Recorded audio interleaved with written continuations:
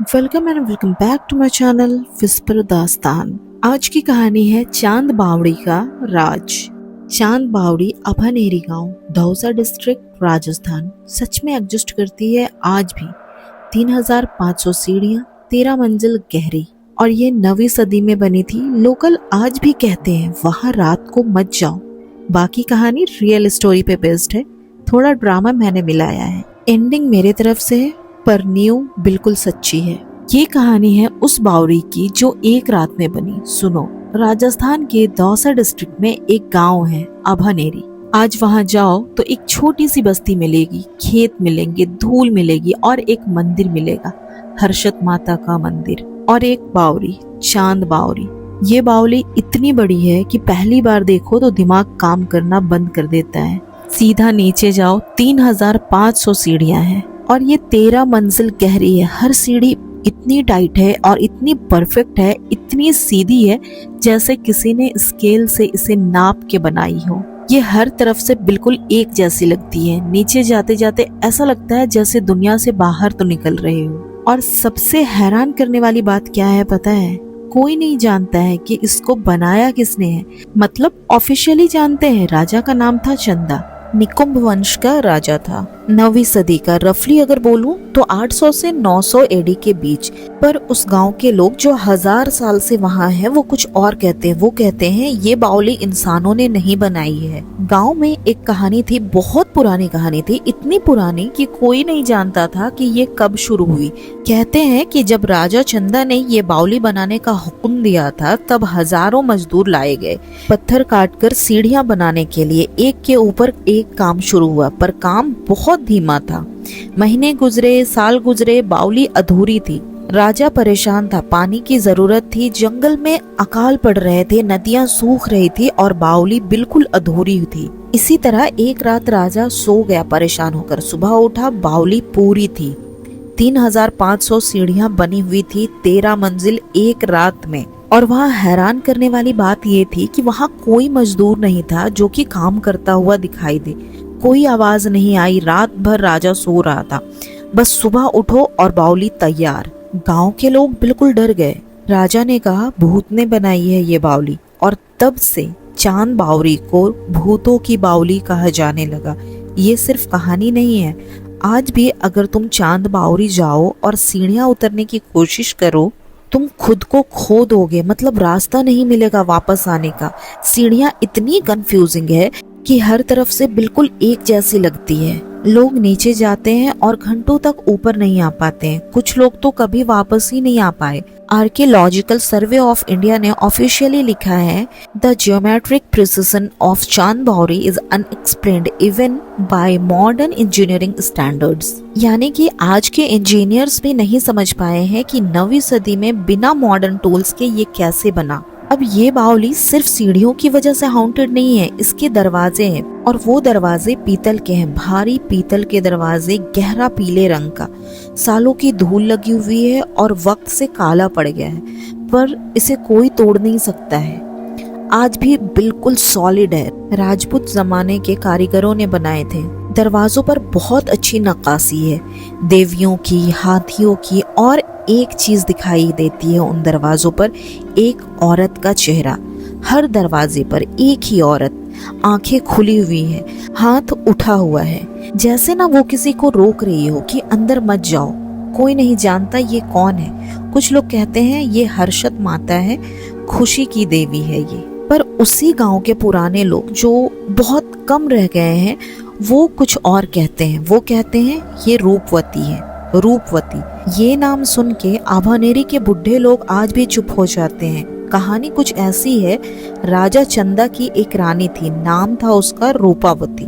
सबसे छोटी रानी थी ये, सबसे प्यारी, और राजा इसे बहुत चाहता था। कहते हैं रानी रूपावती इतनी सुंदर थी कि चांद भी शर्मिंदा हो जाता था उसके सामने, और इतनी समझदार थी कि दरबार में बड़े बड़े पंडित भी हार जाते थे उनसे। पर एक चीज है कि रूपावती को इस बावली से बहुत डर लगता था। जब बावली बनी, जब सुबह लोग उठे और देखा कि एक रात में पूरी हो गई है बावली, तब सब बहुत खुश थे। सबने बहुत खुशी मनाई। राजा भी खुश था, दरबार खुश था, गांव भी खुश था। सिर्फ रूपावती खुश नहीं थी। उसने राजा को कहा, प्रभु, ये बावली ये इंसानों ने नहीं बनाई है, और जो इंसानों का बना नहीं होता वो उनका नहीं होता है।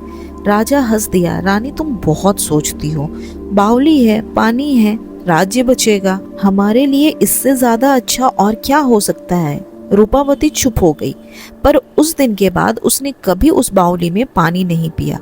कुछ महीने बाद एक रात रूपावती गायब हो गई। खोज की गई, पूरा महल ढूंढा गया, पूरा गांव ढूंढा गया, जंगल, खेत, कुछ नहीं। सिर्फ एक चीज मिली, बावली के सबसे नीचे की सीढ़ी पर उसका एक कंगन दिखा। सोने का कंगन था जो कि टूटा हुआ था, जैसे बहुत जोर से खींचा गया हो। और बावली के नीचे पानी में नीली रोशनी नजर आई, सिर्फ एक पल, फिर चली गई। राजा टूट गया।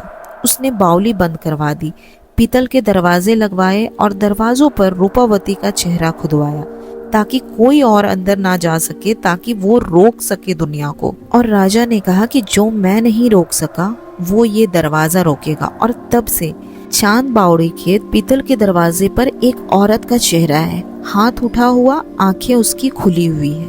अब साल था 1987। जयपुर से एक प्रोफेसर आया, doctor Ramnath Shastri, archaeology department, university of Rajasthan. साथ में 3 रिसर्चर स्टूडेंट लेकर आए। वो लोग चांद बावड़ी डॉक्यूमेंट करने आए थे, नापना, फोटो लेना, नोट्स लिखना। गांव के लोगों ने मना किया, साहिब अंदर मत जाओ, खासकर रात को बिल्कुल मत जाओ। तो डॉक्टर शास्त्री हंस दिए, हम साइंटिस्ट हैं, भूत वूत नहीं मानते हैं। वो अंदर गए, दिन में काम किया, फोटोज ली, मेजरमेंट्स ली, सब ठीक था। शाम को उनके एक स्टूडेंट ने कहा, सर एक फोटो और चाहिए, नीचे वाली मंजिल की फोटो लेनी है, रोशनी अच्छी नहीं थी दिन में। डॉक्टर शास्त्री ने सोचा कि ठीक है, अभी भी कुछ रोशनी है, जल्दी करते हैं। तीनों स्टूडेंट नीचे उतरने लगे, डॉक्टर शास्त्री ऊपर रुके, नोट्स लिख रहे थे वो। और आधा घंटा गुजरा, स्टूडेंट्स वापस नहीं आए। 1 घंटा गुजरा, डॉक्टर शास्त्री ने आवाज लगाई, कोई जवाब नहीं आया। वो खुद नीचे गए और तब वो भी रास्ता भूल गए। वो रात भर बावली में थे।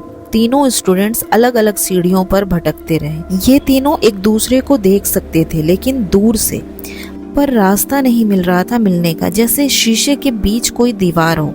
डॉक्टर शास्त्री ने बाद में बताया कि रात के करीब 3 बजे मैंने एक रोशनी देखी जो नीचे की तरफ से आ रही थी, नीली कलर की रोशनी थी, और मैं सीधा उस तरफ चला गया और अचानक मुझे रास्ता मिल गया। सीढ़ियां सीधी हो गई थी और हम एक एक करके ऊपर आए।